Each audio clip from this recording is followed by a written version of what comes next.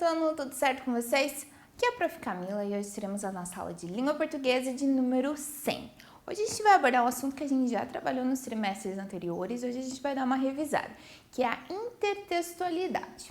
Então, os objetivos dessa aula são compreender o conceito de intertextualidade, analisar e interpretar textos intertextuais e conhecer livros que se tornaram filmes fazendo a leitura aí de suas sinopses.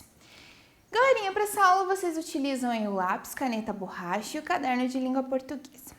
Então, a intertextualidade é esse modo linguístico que a gente usa um texto para formar outro texto, tá? Você se baseia numa obra, lembrando que esse texto não necessariamente é verbal, pode ser não verbal ou misto, e você cria uma outra obra a partir disso, tá? Então, o autor ele vai utilizar aí um recurso intertextual quando ele traz informações de uma obra para outra obra, né, que seria a sua obra, onde tem semelhanças entre elas, mas obviamente elas não são iguais, justamente porque eu estou falando aí de dois autores. Então, textos intertextuais.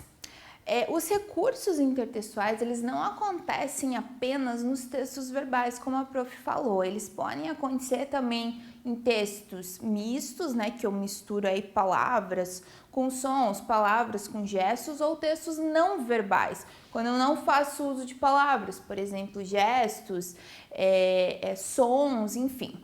Então, é muito comum a gente encontrar esses textos intertextuais nas músicas, provavelmente vocês já ouviram falar de paródias.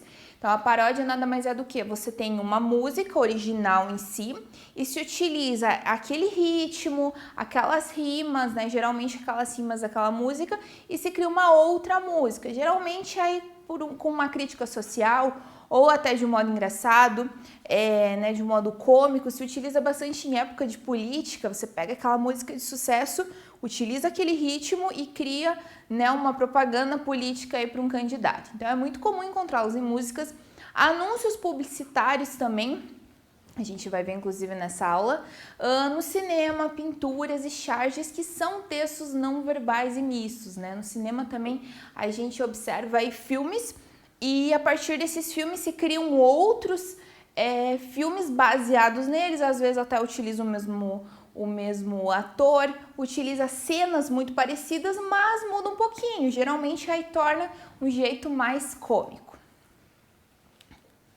Aqui então um exemplo, pessoal, que é a Mona Lisa, tá? A obra mais famosa que nós temos na Terra, do Leonardo da Vinci, e o Bottero, um outro autor, criou uma Mona Lisa.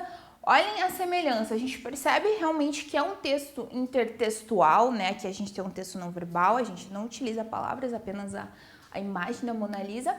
E a gente nota o quê? Diferenças no cabelo, por exemplo, aqui a gente nota que ela tem um cabelo um pouquinho mais ondulado, a cor um pouquinho mais clara também.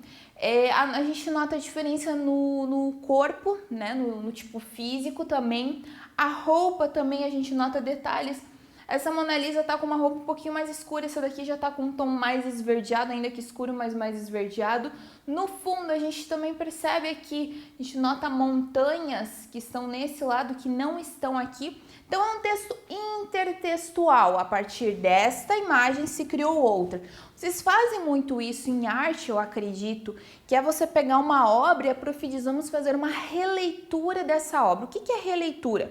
Você tem a obra assim e você cria ela do teu modo, tá? Você vai fazer a pessoa, digamos, vamos pensar num retrato. Você vai mudar a aparência da pessoa, você vai mudar talvez as roupas da pessoa, ou vai deixar igual, mas vai mudar as cores, tá? Isso é um texto intertextual.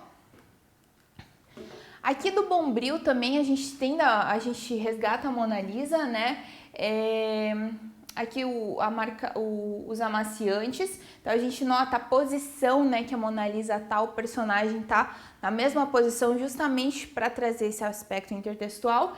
E a Mônica aqui, a Mônica a gente nota bastante diferença, né, o fundo é quase que igual aí, mas as roupas, né, roupas mais vermelhas, a própria figura da Mônica, né, então a gente consegue lembrar aí da Mona Lisa também.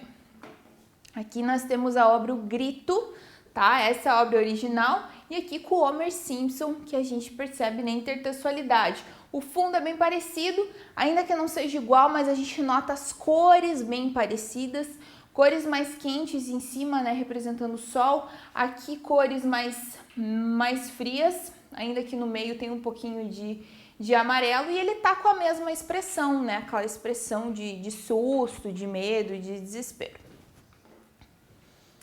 Livros que se tornaram filmes. Pessoal, agora a gente vai abordar um pouquinho, a gente vai trabalhar três livros que acabaram indo aí para o cinema, né? Fizeram sucesso nas livrarias e foram para o cinema.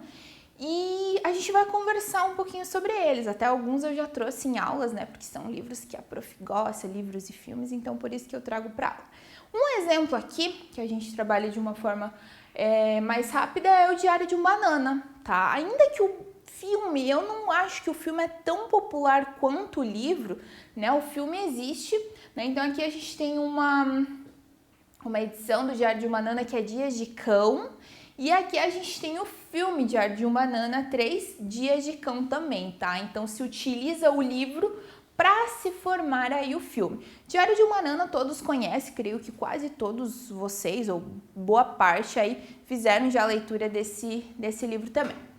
Então, o primeiro livro que a gente trabalha, que se tornou o filme, é O Senhor dos Anéis, tá? Aqui a gente vai ver a sinopse, e essa sinopse é da Sociedade do Anel, o primeiro livro aí da trilogia, ok, pessoal? Só para não confundir, às vezes, tá, mas de que livro, de que filme que a gente está falando em específico? Então, O Senhor dos Anéis, a Sociedade do Anel. Numa terra fantástica e única chamada Terra-média, um hobbit, seres de estrutura entre 80 centímetros e 1,20 m, com pés peludos e bochechas um pouco avermelhadas, recebe de presente de seu tio um anel mágico e maligno que precisa ser destruído antes que caia nas mãos do mal. Para isso, o hobbit Frodo, que a gente vê aqui na imagem, terá um caminho árduo pela frente, onde encontrará perigo, medo e personagens bizarros. Ao seu lado, para o cumprimento dessa jornada, aos poucos, ele poderá contar com outros hobbits, um elfo, um anão, 2 humanos e um mago, totalizando 9 pessoas, que formarão a Sociedade do Anel, né, que dá nome aí ao livro e ao filme, tá? A gente já abordou um pouquinho em outras aulas, na aula sobre sinopse, se eu não me engano, a gente abordou sobre o Hobbit, né? O Hobbit, ele antecede o Senhor dos Anéis, né? Então, a gente, numa ordem cronológica, nós temos primeiramente o Hobbit e depois nós temos aí o Senhor dos Anéis. Ainda que no cinema foi feito primeiro o Senhor dos Anéis e depois foi feito o Hobbit, né? Senhor dos Anéis, nós temos três filmes, 3 livros. Hobbit, nós temos um livro que se divide aí em 3 filmes. Então, sobre o Hobbit, uma jornada inesperada, que é o primeiro filme, uma jornada inesperada acompanha Bilbo Bolseiro, que vive uma vida pacata no condado, como a maioria dos hobbits, né? Os hobbits, eles não gostam muito de ter incômodos, ter estresse, então são hobbits, são seres calminhos, tranquilos, que querem viver nas suas casas, comer bastante, é uma característica também que é bem notável aí nos livros, nos filmes. Um dia aparece em sua porta um mago, Gandalf, o Cinzento, que lhe promete uma aventura como nunca antes vista. Na companhia de vários anões, Bilbo Bolseiro e Gandalf iniciam sua jornada inesperada pela Terra-média. Eles têm por objetivo libertar o reino de Erebor, conquistado há tempos pelo dragão Smaug e que antes pertencia aos anões. No meio do caminho encontram elfos, trolls e, é claro, a criatura Gollum e seu precioso anel, tá? Então aqui, porque é uma jornada inesperada, porque ele vivia, né, tranquilo ali no condado, e de repente o Gandalf aparece, tira ele da sua zona de conforto e leva ele para essa jornada inesperada. E o que é bem interessante, porque aqui a gente tem um conto de aventura, é que o Bilbo Bolseiro, ele se acha, não que ele se acha exatamente incapaz, mas assim, ele não pensa que ele tem capacidade de ir tão além. E com isso ele descobre, né, ele que seria o menos corajoso entre ele, Gandalf e os anões, acaba se destacando aí muito nessa aventura. Harry Potter, claro, Harry Potter, aqui nós temos 7 livros, alguns consideram 8, né, porque foi criado aí a Criança Amaldiçoada, que é um pós-Harry Potter, mas na história em si, ali seriam 7 livros. O primeiro seria a Pedra Filosofal, que foi feita filme aí, que foi comemorado, inclusive, recentemente, 20 anos aí de Harry Potter e a Pedra Filosofal. Então, Harry Potter é um garoto órfão de 10 anos que vive infeliz com seus tios, os Dursley. Até que, repentinamente, ele recebe uma carta contendo um convite para ingressar em Hogwarts, uma famosa escola especializada em formar jovens bruxos. Inicialmente, Harry é impedido de ler a carta por seu tio Walter, mas logo ele recebe a visita de Hagrid, o guarda-caça de Hogwarts, que chega em sua casa para levá-lo até a escola. A partir de então, Harry passa a conhecer um mundo mágico que jamais imaginara, vivendo as mais diversas aventuras com seus novos amigos, não, seus melhores amigos, que é Ron Weasley e Hermione Granger, tá? Harry Potter aí. Então, conto de aventura também, super famoso, né? Harry Potter não tinha essa noção, né? Os tios dele inventaram que que os pais dele morreram num acidente de carro, e daí de repente ele descobre que não foi isso que aconteceu. Ele ingressa para Hogwarts, então de repente, né, de uma hora para outra ele descobre que ele é um bruxo, que ele é super famoso aí nesse mundo bruxo. E aí, por vários livros, né, e todos eles se tornaram filmes, inclusive o último, que é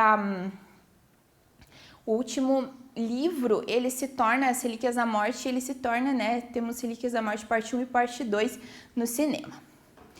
E também trouxe para vocês o Menino do Pijama Listrado, tá? Aqui a gente traz fatos sobre a Segunda Guerra Mundial, tá? Então aqui a gente não traz fantasia, ficção, aqui a gente traz realmente coisas que aconteceram, e inclusive é um filme muito, muito triste. Quem não gosta de chorar em filme, quem não quer ver filme triste, não assiste ele, porque o final é bem tenso, assim, o filme inteiro, na verdade, a gente acaba percebendo situações bem complexas e que, na verdade, aconteceram, né? A gente não tá trazendo ficção aqui.